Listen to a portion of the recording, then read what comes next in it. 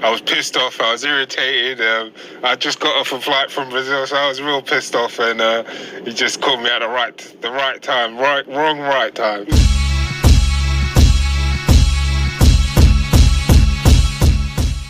What's up, fight fans? This is Kurt Taville with Counterpunch Boxing News, and I have some new news concerning Daniel Triple D Dubois. Daniel Dubois reacts on the rematch not happening, and his initial reaction was not too bad. The pissed off bid, because this was from Boxing King Media, shout out to them. He wasn't really worried. He was basically like, hey, anybody that wants it can get it. Lightweight, heavyweight, whoever. Meaning, hard fight, tough fight, soft fight, he doesn't matter. He doesn't care. He would like to have a big fight, though, being Daniel Dubois. And I think Daniel Dubois has got the memo. What is the memo? You keep fighting the best. You keep sharpening your tools.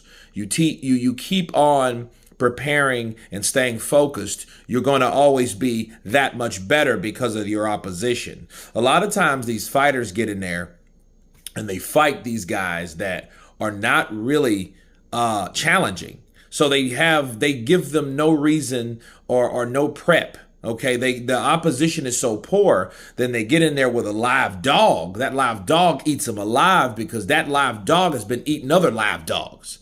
So that's what Daniel Dubois is doing. That's what he wants.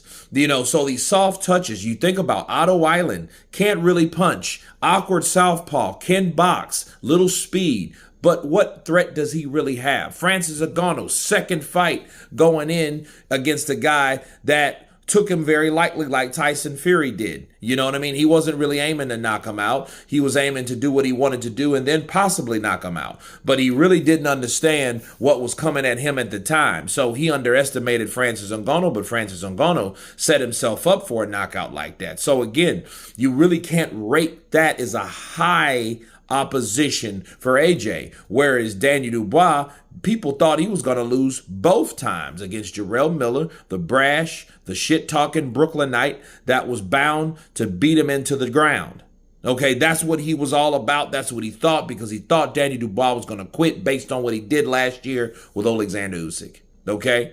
Then Philip Hrgovic, then he gets in there with Anthony Joshua, fully polished, fully prepared, fully ready to get some ass kicking on. And that's exactly what happened. Okay, so, Daniel Dubois is a guy that I think he has the right idea. Get me back in there with someone that's going to keep me where I'm at. Don't get me comfortable. Don't get all these broads and these pictures and this fame. You got the money, a little bit of it. Don't get me to that point where I get comfortable and then I come down here and then someone else is up here. The next time I get in the ring, I get my ass beat. That's now not how it's supposed to happen. Okay, that's what Daniel doesn't want, and he definitely doesn't need.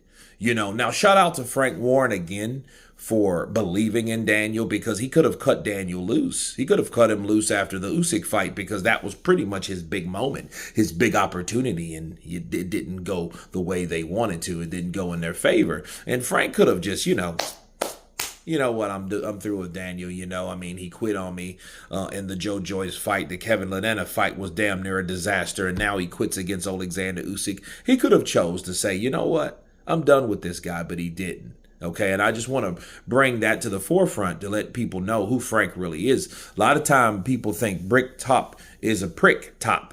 But at the same time, he believed enough in Daniel Dubois to give him a chance. And guess what? Believing in Daniel paid off. Right? It definitely paid off, because look where he's at now. He's the reigning and defending IBF heavyweight champion of the world. That's looking forward in the future to fighting for the undisputed. And at 27 years of age, I think it will happen. You know what I mean? A lot of unifications will take place after Usyk and Fury do their thing, and then those belts get fragmented back to where they belong, to their origins, and then it's someone else's job to get them again. Why couldn't Daniel do that? Why not? I think he can, or he could definitely try, and he has a good opportunity and a good chance to make that happen. So you guys tell me what you think of Daniel Dubois and his first initial reaction to Anthony Joshua pulling out of the rematch with himself. Of course, please subscribe. And you guys been Counterpunch. Peace!